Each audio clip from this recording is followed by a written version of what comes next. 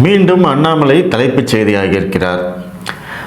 இங்கே நடக்கிறதையெல்லாம் தொடர்ச்சியாக பார்க்கும்போது நம்மளுக்கு ஒரு பேட்டர்ன் தெரியுது. அதாவது அண்ணாமலையை சுட்டு போட்டுட்டாங்க அப்படிங்கிறது நல்லா தெரியுது.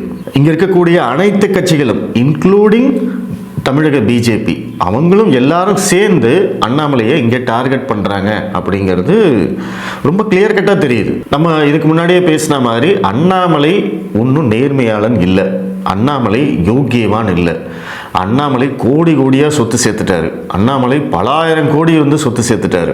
இந்த மாதிரி தொடர்ச்சியாக ஆதாரமே இல்லாத, அடிப்படை ஆதாரம் இல்லாத குற்றச்சாட்டுகளை இங்கே திரும்ப திரும்ப அண்ணாமலை மேலே சொல்லிக்கிட்டே இருக்காங்க.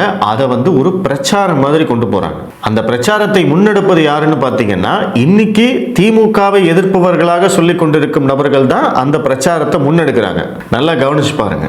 திமுக இந்த பிரச்சாரத்தை சொல்லல, ஆனா திமுகவை எதிர்ப்பவர்கள் தான். அதாவது உதாரணத்துக்கு கல்யாணராமன், கிஷோர் கேஸ்வாமி, சவுக்கு சங்கர், அதிமுகவை சேர்ந்தவர்கள், இவங்க எல்லாரும் சேர்ந்து அண்ணாமலையை டார்கெட் பண்றாங்க.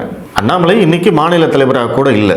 இப்போ இவங்கெல்லாம் யாரை டார்கெட் பண்ணும்? இவங்கெல்லாம் திமுகவை எதிர்க்கிறோம், திமுகவை ஆட்சிக்கட்டிலிருந்து இறக்குவோம் அப்படின்னு சொல்லக்கூடியவர்கள். அப்படி சொல்றவங்க அண்ணாமலையை டார்கெட் பண்றாங்க. கல்யாணராமன், சவுக்கு சங்கர், கிஷோர் கேஸ்வாமி இவங்க செய்யக்கூடிய இந்த பிரச்சாரத்தை முன்னெடுத்து போறது யாரு அப்படின்னா திமுக. சவுக்கு சங்கர் அண்ணாமலையை பற்றி போடக்கூடிய காணொலிகள், அண்ணாமலையை பற்றி போடக்கூடிய ட்வீட்டுகள், இது எல்லாத்தையும் ஷேர் பண்ணி அதை மற்றவர்களுக்கு பரப்புவது யாரு அப்படின்னா திமுகவினர். இந்த லிங்க் உங்களுக்கு புரியுதா? சவுக்கு சங்கரோ கிஷோர் கேஸ்வாமியோ திமுகவை பற்றி எவ்வளவோ கேவலமாக தரக்குறைவாக பேசிக்கிட்டே இருக்காங்க. திமுக தலைவர்களை பற்றி அவ்வளவு கேவலமாக பேசுகிறாங்க. ஆனால் அதையெல்லாம் மறந்துட்டு இன்னைக்கு அதே சவுக்கு சங்கர் அண்ணாமலையை பற்றி பேசுவதை இவங்கெல்லாம் ஷேர் பண்ணிக்கிட்டு இருக்காங்க.